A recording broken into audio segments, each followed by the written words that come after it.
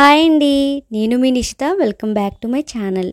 ఈరోజు మన వీడియోలో అప్పటికప్పుడు మనం బీట్రూట్తో చేసుకునే స్వీట్ రెసిపీ షేర్ చేస్తున్నాను. చాలా రుచిగా ఉంటాయండి. నోట్లో పెట్టుకోగానే కరిగిపోతుందన్నమాట ఈ స్వీట్. చాలా హెల్దీ కూడాని. పిల్లలకు కూడా అప్పుడప్పుడు చేసి ఇవ్వండి, చాలా ఇష్టంగా తింటారు. ఇక్కడ బీట్రూట్ని స్క్విజర్ చేసేసి పక్కన పెట్టుకోండి. హాఫ్ ముక్క అయితే సరిపోతుంది. ఇక్కడ హాఫ్ కప్ వరకు గోధుమ పిండి తీసుకొని 1/2 కప్పు వరకు నెయ్యిని తీసుకుంటున్నాను నేను.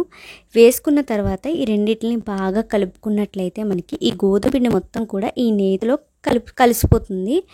మిడిల్ ఫ్లేమ్లో మనం మంటని అడ్జస్ట్ చేసుకుంటూ గోధుమ పిండి మొత్తాన్ని కూడా ఇలా వేయించుకోవాలన్నమాట. ఈ నేతిలో మంచి సువాసన అనేది వస్తూ ఉంటుంది.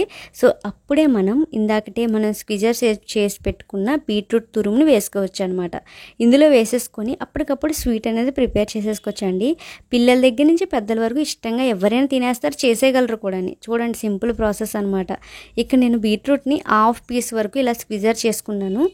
ఇప్పుడు ఈ స్క్విజర్ చేసుకుని ఈ బీట్రూట్ని మొత్తం కూడా ఇందులో వేసేసుకొని 1/2 టీ స్పూన్ వరకు ఇలాచీ పౌడర్ వేసుకొని బాగా కలిపేసుకోండి. ఇది చూడటానికి ఒక వెరైటీ స్వీట్లా ఉంటుంది. కుంకుమ పువ్వు చేసామేమో అన్నట్టు అనిపిస్తుంది.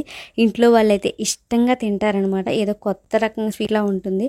మనం ఎలాంటి మిల్క్ కానీ ఎలాంటివి కొత్తగా ఏం వాడనవసరం లేదండి. సో ఇప్పుడు నేను తీపికి సరిపడినంత కొద్దిగా పంచదార అనేది వేసుకున్నాను. మీరు బెల్లం వేసుకున్నా కానీ నో ప్రాబ్లం. సో డైరెక్ట్గా ఇలా పంచదార అనేది వేసేసుకొని ఈ పంచదార మొత్తం కూడా కరిగేంత వరకు మనం మిడిల్ ఫ్లేమ్లోనే మంటను ఉంచి చక్కగా ఇలా వేపుకోవాలన్నమాట. ఇందులో నుంచి నెయ్యి అనేది రిలీజ్ అవుతూ ఉంటుంది. సో దీనిని మనం చెక్స్లా కట్ చేసుకోవచ్చు, ట్రయాంగిల్ షేప్లో కట్ చేసుకోవచ్చు. ఎలా అయినా మనం ఈ స్వీట్ అనేది చేసుకోవచ్చు. ఇందులో నుంచి చక్కగా నెయ్యి అనేది రిలీజ్ అయింది చూసారా. ఇక్కడ పంచదార కూడా బాగా కలిసిపోయింది. అంతే, ఇంక మనకి స్వీట్ అనేది రెడీ అయిపోయింది మనకి ఇష్టమైన షేప్లో. సో దీన్ని మనం అరేంజ్ అనేది చేసుకోవచ్చు. ఎవరైనా గెస్ట్లు ఇంటికి వచ్చినప్పుడు ఇలా స్పెషల్గా వాళ్ళకి అప్పుడప్పుడు మనం ఇలా చేసి ఇచ్చేయచ్చు. ఇవి పూర్తిగా ఆప్షనల్ అండి. నేనైతే కర్బూజా సీడ్స్, జీడిపప్పు, బాదం అనేది వేసుకున్నాను. సో వేసుకుంటే కొంచెం కలర్ఫుల్గా బాగుంటాయి కదా. సో ఇవి కూడా వేసుకొని మనం ఇంకా డెకరేషన్ కావాలంటే నీట్గా డెకరేషన్ చేసుకోవచ్చు. సో మనకి ఇష్టమైన షేప్లో అనేది కట్ చేసుకోవచ్చు అనమాట వీటిని. సో పిల్లలకైతే మాత్రం ఇది ఒక వెరైటీ స్వీట్ అని చెప్పి వాళ్ళకి స్నాక్స్ బాక్స్లో ఇవ్వచ్చు.